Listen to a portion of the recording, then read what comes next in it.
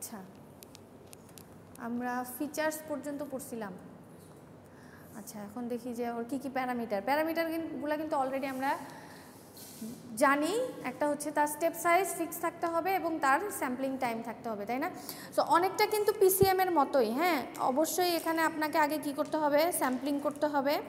হ্যাঁ, তারপরে এখানেও কিন্তু কোয়ান্টাইজেশন হয়। ওই যে আপনি কি বলে, এই যে স্টেয়ারকেস যে মুভ করতেছে, নির্দিষ্ট একটা লেভেল মেনটেন করে কিন্তু সে মুভ করতেছে, তাই না? যেটাকে আমরা বলতেছি হচ্ছে স্টেপ সাইজ। আর কোয়ান্টাইজেশন করার পরেই কিন্তু সে হচ্ছে ওই যে বিট পাঠাচ্ছে, কত বিট আমার যাবে, মানে কোন বিটটা যাবে, কত বিট মানে এখানে তো এক বিটই ট্রান্সমিট হবে, কিন্তু কোন বিট যাবে এটা কিন্তু ওই যে কি বলে ব্লক ডায়াগ্রামের মধ্যে আমরা দেখছিলাম না, যে দেখেন এখানে একটা কম্পারেটর সার্কিট আছে। হ্যাঁ, মানে জিনিসটা এরকম যে আপনার এরকম সিগন্যাল যদি থাকে, এটা বেশি উঠে ফ্ল্যাট করে ধরেন, এটাকে যদি আপনি টাইম দিয়ে যদি ভাগ করেন,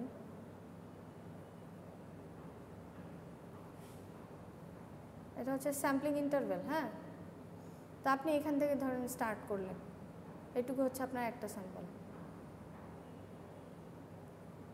এটুকু হচ্ছে আপনার স্টেপ সাইজ। হ্যাঁ, যেটা ডেল্টা ছিল।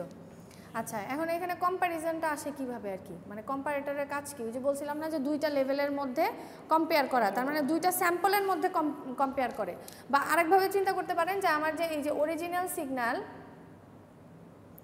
আর এটা হচ্ছে আমার অ্যাপ্রক্সিমেটেড সিগন্যাল।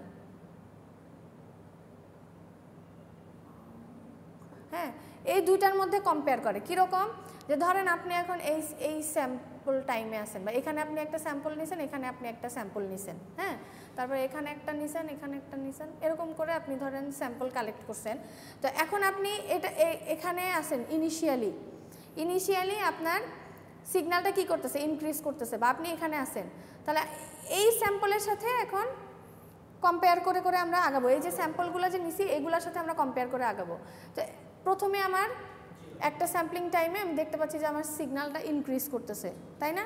তাহলে আমার এই যে স্টেয়ারকেস, এটাও কি হবে, ইনক্রিজ করবে। আচ্ছা, এখন আমি ধরেন এই সময়ে আসি, ঠিক আছে? ওখানে একটা দেখতে পারেন না যে ডিলে ইউনিট, মানে ডিলে ইউনিটের কাজ কি আসলে? ডিলে ইউনিটের কাজটা হচ্ছে, বা কম্পারেটরের কাজ আর ডিলে ইউনিটের কাজ দুইটা একসাথে বলতেছি। আপনি এখন ধরেন এখান পর্যন্ত আমি আসি, এখানে এসে এখন আপনি এই দুইটার মধ্যে কম্পেয়ার করবেন যে আপনি এখন কোন স্টেজে আছেন, ঠিক আছে? বা আপনার কি বলে যে দুইটা লেভেল আপনি পাইছেন, একটা এখান থেকে একটা স্যাম্পল পাচ্ছেন, আর আপনার ওই যে অ্যাপ্রক্সিমেটেড সিগন্যাল বা স্টেয়ারকেস, এই দুইটার মধ্যে কম্পেয়ার করেন, কোনটা বড়? আপনার অরিজিনালটা বড়, তাই না? এই দুইটার মধ্যে কোনটা বড়? আপনি এখন এখানে আছেন, সো অরিজিনালটা বড়। তার মানে আপনার কোন দিকে যাইতে হবে? আপনার এই যে ডেল্টা যেটা ছিল, এই যে এটা স্টেপ বা স্টেয়ারকেস, এটাকে তাহলে আমার এখন কি করতে হবে, ইনক্রিজ করাইতে হবে, কারণ আমার এই লেভেলটা বড় পেয়েছি, ঠিক আছে? যদি এটা এমন হইতো যে আমার এই অ্যাপ্রক্সিমেটেডের থেকে এইটা ছোট হয়ে যাচ্ছে, তখন কিন্তু আমার এই স্টেয়ারকেস নিচের দিকে নামা শুরু করবে। তো একইভাবে তাহলে আমরা এখানে গেলাম। আচ্ছা, আরেকটা স্যাম্পলিং আমরা শিখছিলাম না, যে এরকম একটা স্যাম্পলিং টেকনিক শিখছিলাম না, এটার নাম কি বলতে পারবেন? ফ্ল্যাট টপ ছিল না? হ্যাঁ, যার উইথ থাকবে এবং কিছু সময় ধরে এই স্যাম্পলটাকে আমরা হোল্ড করি। এখানে কি ওই জিনিসটা হচ্ছে না যে কিছু সময় ধরে কিন্তু আপনি ওই স্যাম্পলটাকে হোল্ড করছেন, হোল্ড করে দেন আপনি আবার ওই কম্পারেটরের কাছে পাঠাচ্ছেন। আচ্ছা, তারপর আপনি এখান থেকে ডিসিশন পাইলেন যে আমি কি পাঠাবো, আমার স্টেয়ারকেসটা উপরের দিকে মুভ করবে। আচ্ছা, এই স্টেজে এসে আবার আপনি এটার সাথে কম্পেয়ার করেন যে আমি এখন কোথায় আছি।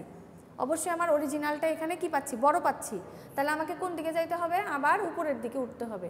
ধরেন আপনি এই পর্যন্ত উঠে গেলেন, এখন আপনি আবার অরিজিনালের সাথে এই অ্যাপ্রক্সিমেটেড স্টেয়ারকেসের কম্পেয়ার করেন। এখন আপনি কি পাইলেন, এখানে আমার অরিজিনালটা কি ছোট, তাহলে আপনাকে এখন কি করতে হবে, নিচের দিকে নামতে হবে।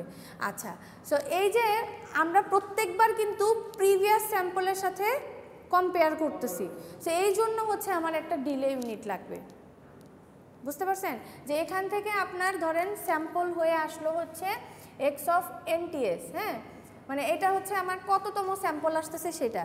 আর এই ডিলে ইউনিট থেকে প্রত্যেকবার হচ্ছে প্রিভিয়াস ভ্যালুটা যাচ্ছে, যে আমি এখন ধরেন এখানে আসি কিন্তু আমি কম্পেয়ার করতেছি আগের স্টেজের সাথে, তারপরে কিন্তু ওই কম্প্যারিজন করে আমার এই ডেল্টাটা মানে আমার স্টেয়ারকেসটা উপরের দিকে যাবে না নিচের দিকে নামবে, সেটা কিন্তু আমরা ডিসিশন নিয়ে নিয়ে আগাচ্ছি। বুঝছেন? সেইখানে আমার দুইটা প্যারামিটার কাজ করতেছে, একটা হচ্ছে আমার স্টেপ সাইজ আর একটা হচ্ছে আমার স্যাম্পলিং ইন্টারভেল। আচ্ছা দেখেন এখানে কি বলছে, step size should not be too small nor too large, মানে খুব বেশি কি হওয়া যাবে না, বড়ও হওয়া যাবে না আবার ছোটও হওয়া যাবে না। বড় ছোট হইলে কি হবে, এই যে দেখেন এই যে সিগন্যালটা যে চলতেছে আপনার স্টেপ সাইজ যদি ছোট হয় দেখেন তো এখানে গ্যাপ অনেক বেশি না, তার মানে ইরর অনেক বেশি। তাহলে এটা যদি আরেকটু বড় হইতো তাহলে এই স্টেপ সাইজগুলো কি হইতো, মানে এই ডিস্টেন্সটা কমে আসতো না। এখানে যেমন আমরা এই যে এরকম যে একটা ছবি আঁকলাম, আমি যদি এই গতদিনও আঁকছিলাম যে আমার সিগন্যালটা যদি এরকম না হয়, যদি এই টাইপের হয় এবং এরকম হয় তাহলে কি হবে, আমি যে কনস্ট্যান্ট স্টেপ সাইজ নিয়ে আগাচ্ছি তাহলে এভাবে আগাইলে এক সময় আমি দেখতে পাবো যে আমার অরিজিনাল সিগন্যালের সাথে গ্যাপ অনেক বেশি, তাই না? আবার এখানে এসে যখন আপনি এদিকে যখন মুভ করবেন দেখা যাবে যে এখানেও আপনার ইরর, মানে এখানেও আপনার ডিফারেন্স বেশি পাবেন, মানে এখানে এক রকমের ইরর হবে এখানে এক রকমের ইরর হবে, কারণ এই কনস্ট্যান্ট স্টেপ সাইজের কারণে। সেই জন্য বলছে যে স্টেপ সাইজ খুব বেশি ছোটও হওয়া যাবে না আবার বড়ও হওয়া যাবে না। আচ্ছা হইলে কি হবে দেখেন, স্মল ডেল্টা মানে স্টেপ সাইজ যদি আমার ছোট হয় কিন্তু সিগন্যাল যদি আমার র্যাপিডলি চেঞ্জ হয় তাহলে সেটা হবে হচ্ছে আন্ডার এস্টিমেশন। এই যে ঠিক এই জায়গার আমি যদি এখানে কেস হিসেবে যদি নাম্বারিং করি যে কেস 1 আর এটা হচ্ছে আমার কেস 2, ঠিক আছে? সো আমার সিগন্যাল যদি খুব র্যাপিডলি চেঞ্জ হয়, দেখেন একদম উঠে খুব কি বলে এটা খারাপভাবে চেঞ্জ হয়েছে, হ্যাঁ, সো সিগন্যাল যদি এরকম খুব র্যাপিডলি চেঞ্জ হয় আর সেই ক্ষেত্রে যদি আমার স্টেপ সাইজ থাকে যদি ছোট তাহলে এখানে এক রকমের ইরর পাওয়া যায়। এখানে ইরর কিন্তু দুই রকমের হয়, ঠিক আছে? ইররগুলোর নাম আমরা একটু পরে দেখবো। সো এটাকে বলে হচ্ছে আন্ডার এস্টিমেশন।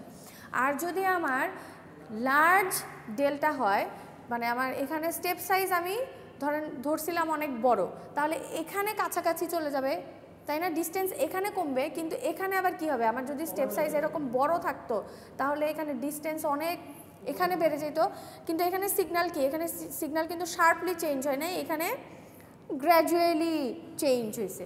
সো সিগন্যাল যদি স্লোলি চেঞ্জ হয় আর যদি আমার ডেল্টা থাকে বড় তাহলে এটাকে বলা হচ্ছে ওভার এস্টিমেশন। সো আবার আরেকটা জিনিস, কোনটা কি ইরর আমরা পরে যাচ্ছি। আচ্ছা, আর স্যাম্পলিং টাইম নিয়ে কী বলা আছে দেখেন, স্মলার টি ইনক্রিজেস ওভারঅল অ্যাকিউরেসি। আর একটা জিনিস গতদিন দেখছিলাম যে আমার যদি স্যাম্পলিং ইন্টারভেল যদি বেশি বড় হয় তাহলেও কিন্তু ইরর বাড়ে, তাই না? কারণ দেখেন এই স্যাম্পলিং টাইম যদি আমি এরকম ধরি, হ্যাঁ, যদি এরকম ডিস্টেন্স হয় তার আবার এরকম যাবে এরকম এরকম, তাহলে ইরর বেশি আসবে। সো আপনার এই স্যাম্পলিং টাইম যত ছোট হবে তত কিন্তু আপনার অ্যাকিউরেসি অ্যাচিভ করা সম্ভব, ঠিক আছে? সো এই জন্যই বলছে দেখেন smaller T increases overall accuracy but small tea increases output data rate, মানে হচ্ছে আপনার বিট পার সেকেন্ড, মানে পার সেকেন্ডে কতগুলো বিট ট্রান্সমিট হবে এটার নাম্বার কিন্তু আবার বেড়ে যাবে। জিনিসটা কি বুঝছেন? স্টেপ সাইজ যদি ছোট হয় তাহলেও সমস্যা, আবার যদি বেশি হয় তাহলেও সমস্যা, আবার স্যাম্পলিং টাইম যদি খুব বেশি বড় হয় তাহলেও ইরর বাড়বে, আর যদি আবার খুব বেশি ছোট নেন তাহলে কিন্তু আপনার বিট রেট বেড়ে যাবে, মানে ডেটা রেট বেড়ে যাবে, ঠিক আছে?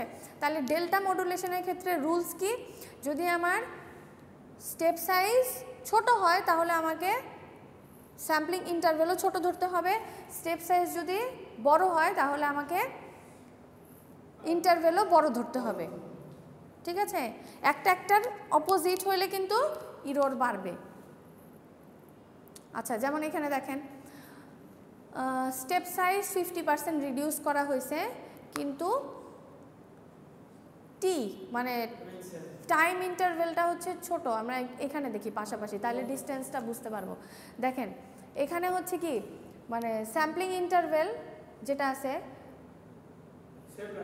সেম আছে, হ্যাঁ, কোনো চেঞ্জ মানে এই দুইটা ছবির মধ্যে দেখেন স্যাম্পলিং ইন্টারভেল হচ্ছে সেম, কিন্তু স্টেপ সাইজ এখানে বড়, ঠিক আছে, স্টেপ সাইজ এখানে বড়, স্টেপ সাইজ এখানে ছোট, সিগন্যাল কিন্তু একই।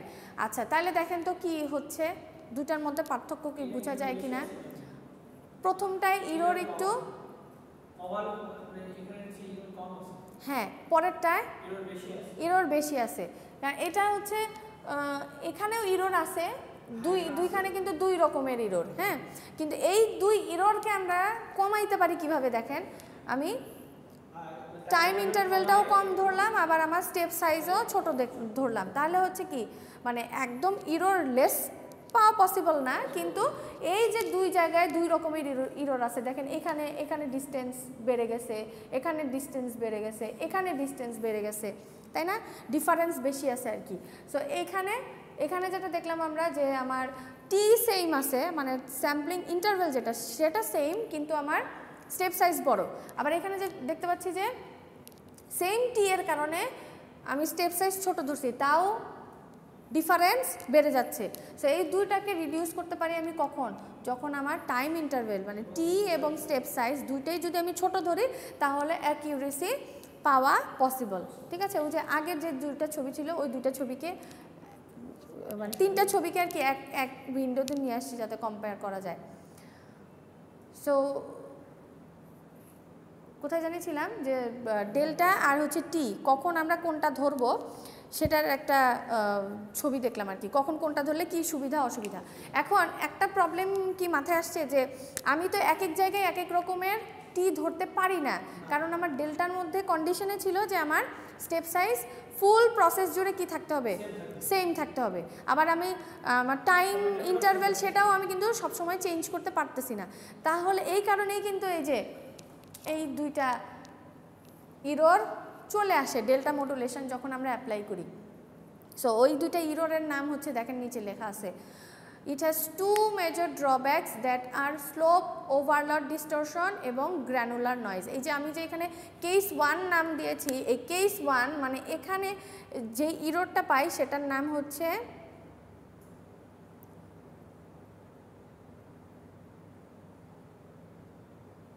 স্লোপ ওভারলোড ডিস্টরশন, আর এই জায়গাটার নাম হচ্ছে গ্র্যানুলার নয়েজ। হ্যাঁ, এটা হচ্ছে বলতে পারেন যে ডেল্টার দুইটা ডিসঅ্যাডভান্টেজ, অথবা ডেল্টা মডুলেশন করার ফলে দুই ধরনের ইরোর পাওয়া যায়। এই দুই ইরোরের নাম হচ্ছে এই দুইটা, একটা হচ্ছে স্লোপ ওভারলোড ডিস্টরশন আর একটা হচ্ছে গ্র্যানুলার নয়েজ, ঠিক আছে। আচ্ছা তাহলে বলেন তো দেখি স্লোপ ওভারলোড ডিস্টরশনটা কখন অ্যারাইজ করে, মানে কখন আসে?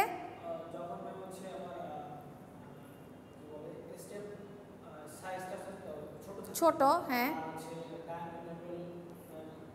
সিগন্যাল খুব র্যাপিডলি চেঞ্জ হয়, ঠিক আছে, সিগন্যাল খুব র্যাপিডলি চেঞ্জ হয় এবং আমার স্টেপ সাইজ থাকে ছোট, তখন আমরা পাই হচ্ছে স্লোপ ওভারলোড।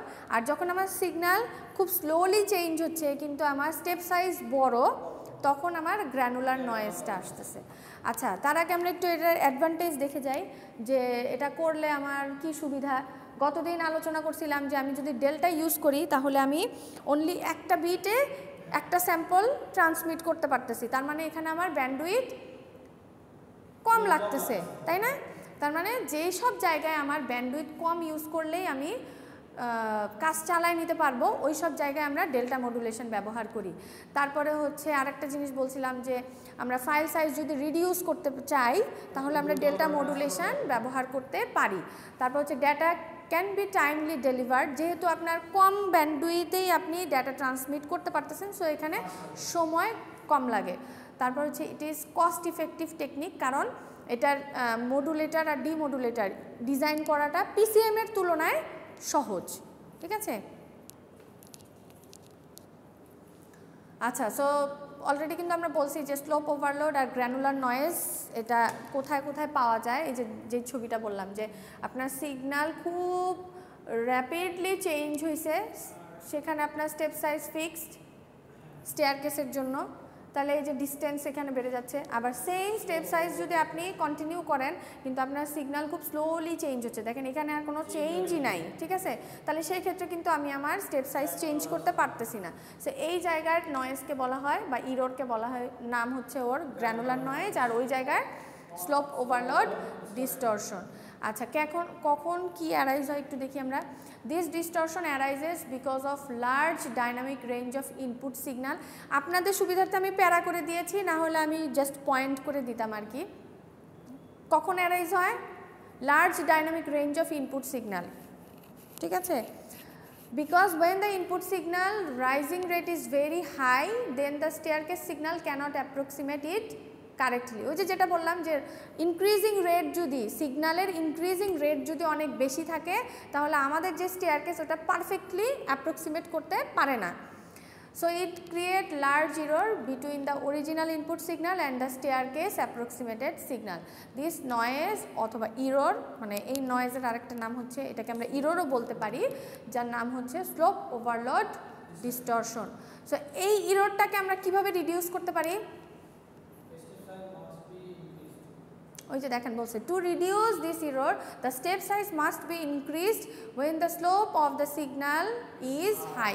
সো এই ক্ষেত্রে আমরা এই ইররটাকে কীভাবে কমাইতে পারতাম? এই স্টেপ সাইজ যদি আমি আরেকটু বড় ধরতাম, আরেকটু বড় যদি ধরতাম তাহলে কিন্তু আমি এটার কাছাকাছি পৌঁছাইতে পারতাম, এই ডিস্টেন্সটাকে বা ডিফারেন্সটাকে আমি রিডিউস করতে পারতাম, ঠিক আছে। কিন্তু অসুবিধা হচ্ছে, আমরা জানি ডেল্টা মডুলেশনের স্টেপ সাইজ ফিক্সড থাকে। সো আমরা এই ফিক্সড স্টেপ সাইজ দিয়ে এই ধরনের ইররকে আমরা কি করতে পারি না, কমাইতে পারি না। সো এটা কমানোরও কিন্তু আরেকটা টেকনিক আছে, কি সেটা একটু পরে বলছি। সো এই কারণে এই মডুলেটরটাকে বলা হয় হচ্ছে লিনিয়ার ডেল্টা মডুলেটর, ঠিক আছে। কি কারণে? এই যে ওর স্টেপ সাইজ ফিক্সড, হ্যাঁ, এই কারণে আর কি। আচ্ছা, এরপরে দেখি আমরা গ্র্যানুলার নয়েজ। এটা কি জিনিস, কেন অকার হয়, কখন পাওয়া যায়? যখন স্টেপ সাইজ বড় কিন্তু সিগন্যালের ভেরিয়েশন কম বা সিগন্যাল স্লোলি চেঞ্জ হয়। এটা কি মিন করে? This means for very small variation in the input signal the staircase signal is changed by large amount because of large step size. This error between the input and approximated signal is called granular noise. এখন এই যে আমরা দেখলাম যে high step size আর লো signal change, আরেকটা কি জানি দেখলাম, সিগন্যাল খুব হাইলি চেঞ্জ হচ্ছে বা র্যাপিডলি চেঞ্জ হচ্ছে কিন্তু স্টেপ সাইজ কম। এই দুইটা প্রবলেমকে আমরা রিডিউস করতে পারি একটা টেকনিক অ্যাপ্লাই করে। কি জিনিস দেখেন, যখন আমার সিগন্যাল র্যাপিডলি চেঞ্জ হচ্ছে তখন আমি স্টেপ সাইজ বড় ধরবো, আর যখন সিগন্যাল আমার স্লোলি চেঞ্জ হচ্ছে তখন আমি স্টেপ সাইজ কম করব।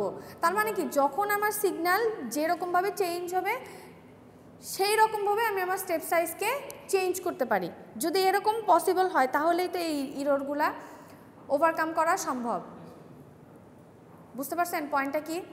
যে সিগন্যাল যখন আমার খুব র্যাপিডলি চেঞ্জ হচ্ছে তখন আমি এখানে স্টেপ সাইজ কি ধরবো, বড় ধরবো।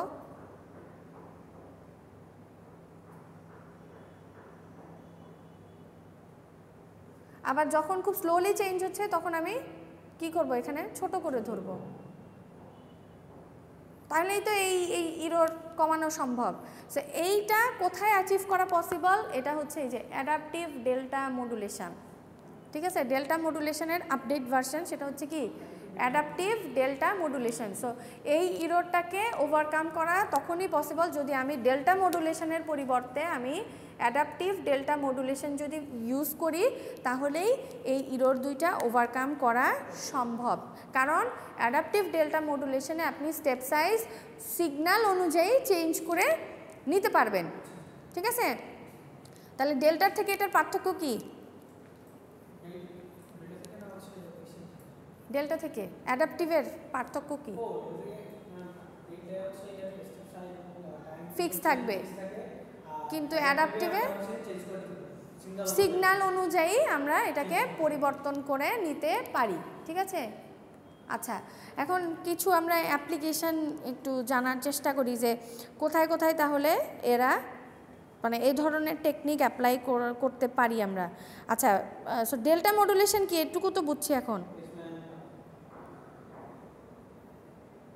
আচ্ছা, তো শুরুতে আমরা বলছিলাম যে যদি আমরা কোথায় বেশি প্রেফার করি ডেল্টাটাকে, বলেন তো, গতদিন আলোচনা করছিলাম ডেল্টা মডুলেশন আমরা কোথায় প্রেফার করি বেশি? ভয়েস সিগন্যাল ট্রান্সমিশনে, তাই না? কেন? কারণ হচ্ছে ওখানে কোয়ালিটি,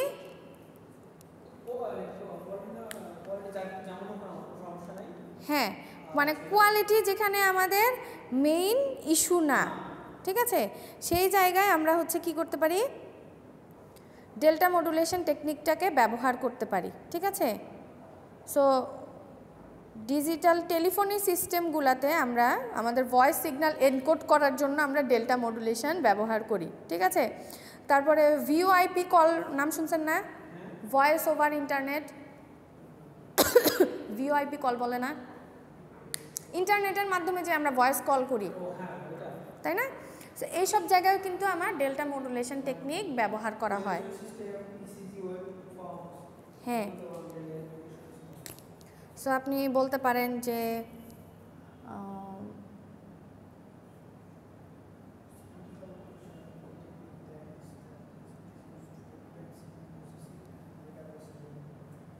ডিজিটাল টেলিফোনি সিস্টেমে ব্যবহার করতে পারেন। তারপরে হচ্ছে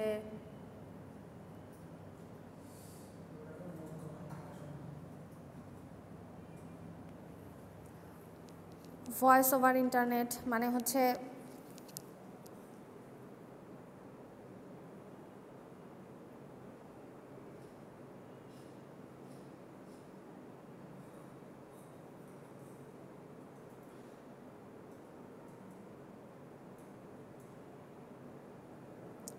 বুঝছেন তো, সেই সব জায়গায় আমরা কি করতে পারি, আমাদের ভয়েস সিগন্যালটাকে ট্রান্সমিট এবং এনকোডিংয়ের ক্ষেত্রে আমরা কি করতে পারি, ডেল্টা মডুলেশন টেকনিক ব্যবহার করতে পারি। কারণ এখানে কি আমি কম ব্যান্ডউইথ ইউজ করে বেশি ডেটা ট্রান্সমিট করতে পারছি, ঠিক আছে। তারপরে হচ্ছে ধরেন কি বলে, হিয়ারিং এইড তো চিনি, হ্যাঁ অবশ্যই, এজন্যই তো আমার লিমিটেড ব্যান্ডউইথ যেখানে সেখানে আমি ডেল্টা মডুলেশন ব্যবহার করি। তারপরে হচ্ছে হিয়ারিং এইড তো চিনি, হ্যাঁ, ওই যে যারা কানে শুনতে পায় না, যে মেশিন যারা ইউজ করে, হ্যাঁ, সো ওই হিয়ারিং এইডগুলোতে এই ডেল্টা মডুলেশন টেকনিক অ্যাপ্লাই করা হয়, হ্যাঁ, আমাদের ওই ভয়েস সিগন্যালগুলোকে এনকোড করার কাজে, ঠিক আছে। আচ্ছা, তারপরে হচ্ছে কি বলে, যেখানে আপনার ফাইল সাইজ, গতদিনও বলছিলাম যে ডেটা কমিউনিকেশনের ক্ষেত্রে বা ওয়্যারলেস কমিউনিকেশনের ক্ষেত্রে যেখানে আপনার কি জানি বলতে যে বললাম কথাটা,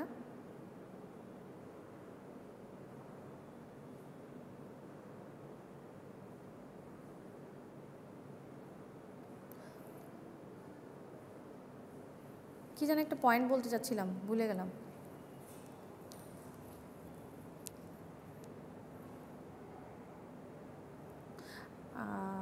আচ্ছা যাই হোক, ভুলে গেছি কি জানি বলতে চাইছিলাম।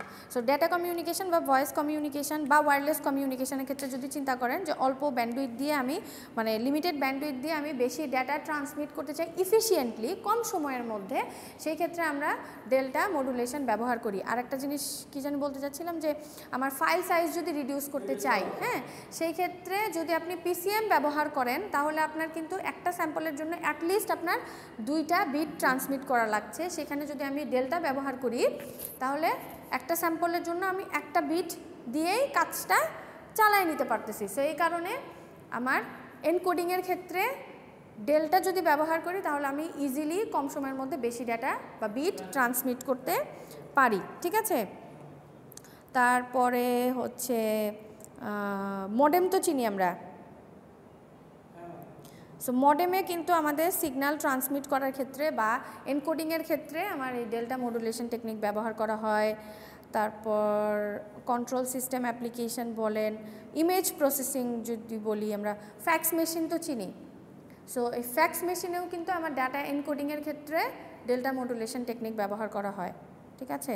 তারপরে যে ফাইল কম্প্রেশন বললাম, বা অডিও ফাইল সাইজ যদি কম্প্রেস করতে চাই, বা সিগন্যাল, যে কোনো সিগন্যাল যদি কম্প্রেস করতে চাই, সেই সব জায়গায়ও কিন্তু আমার, বা সিগন্যাল রিকনস্ট্রাকশন, এই সকল জায়গায়ও কিন্তু আমার ডেল্টা মডুলেশন টেকনিক ব্যবহার করা হয়। তো এখন যদি আপনাদেরকে জিজ্ঞেস করা হয় যে ডেল্টা মডুলেশন টেকনিক বলতে আমরা কি বুঝি, বা ফুল টেকনিকটাকে যদি একটু ডেসক্রাইব করতে বলা হয়, পারবেন না কিভাবে কাজ করে? তারপর যদি পিসিএম এর সাথে এটার কম্প্যারিজন জানতে চাওয়া হয়, পারবো না?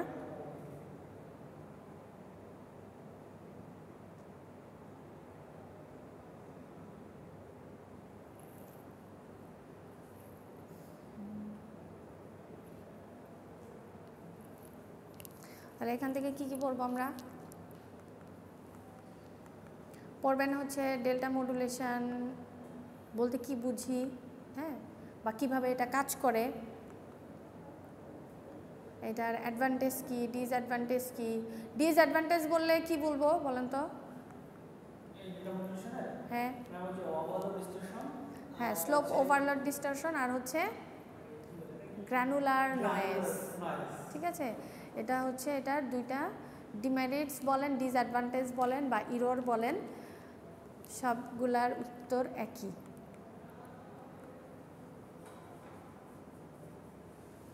ঠিক আছে। সেই হচ্ছে আমাদের ডেল্টা মডুলেশন নিয়ে পড়াশোনা।